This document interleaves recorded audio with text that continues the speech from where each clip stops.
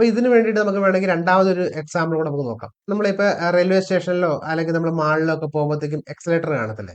അപ്പൊ അതിന്റെ അത് നമ്മൾ നോക്കി കഴിയുമ്പോഴത്തേക്കും നമ്മൾ ആളുകൾ മുകളിൽ നിന്ന് നോക്കുക. ഞാൻ ഈ പറഞ്ഞു കേട്ടിട്ട് വായി നോക്കാനോ കാര്യങ്ങളോ പോകരുത്. ഞാൻ ഈ പറയുന്ന ഒരു കൺസെപ്റ്റ് എന്നുള്ള രീതിയിൽ മാത്രം നിങ്ങൾ കാണുക. അപ്പൊ നിങ്ങൾ മുകളിൽ നിന്ന് നോക്കുക. മുകളിൽ നിന്ന് നോക്കുമ്പോഴത്തേക്കും ആളുകൾ കയറുമ്പോഴത്തേക്കും മെജോറിറ്റി ആളുകൾ കയറുന്നത് ആദ്യത്തെ സ്റ്റെപ്പ് വെക്കുന്നത് ഏത് കാലാണ്, ലാസ്റ്റ് ലാൻഡ് ചെയ്യുമ്പോഴത്തേക്കും ഏത് കാലാണെന്ന് നോക്കാം. നിങ്ങൾ നോക്കുമ്പോഴത്തേക്കും നിങ്ങൾക്കറിയാം മെജോറിറ്റി ആളുകളും കയറുന്നത് ആദ്യത്തെ സ്റ്റെപ്പ് വെക്കുന്നത് വലത്തേക്കാലായിരിക്കും. ആദ്യമേ ലാൻഡ് ചെയ്യണതും വലത്തേക്കാല് വരുന്ന രീതിയിലായിരിക്കും അവർ ചെയ്യണത്. അപ്പം അവര് അറിഞ്ഞോ അറിയാതെ ചെയ്യുമ്പോഴത്തേക്കും തന്നെ അവർ ആദ്യമേ വലത്തേക്കാൽ കൊണ്ട് വെക്കണം എന്ന ഉദ്ദേശത്തോട് ചെയ്യണമല്ല. കാരണം നമ്മുടെ ശരീരത്തിൽ നിന്ന് നമുക്ക് ബലമുള്ളത് നമ്മൾ ആദ്യമേ നമ്മൾ ചെയ്യത്തക്ക രീതിയിലാണ് നമ്മൾ ചെയ്യുന്നത്. അപ്പൊ അങ്ങനെ നമ്മുടെ ശരീരത്തിൽ നിന്ന് തന്നെ നമ്മൾ ചെയ്യുന്ന രീതിയാണ്. അത് നമ്മുടെ ബ്രെയിനിന്റെ ലെഫ്റ്റ് ബ്രെയിനും റൈറ്റ് ബ്രെയിനും വെച്ചിട്ട് ചെയ്യുന്ന രീതിയാണ്.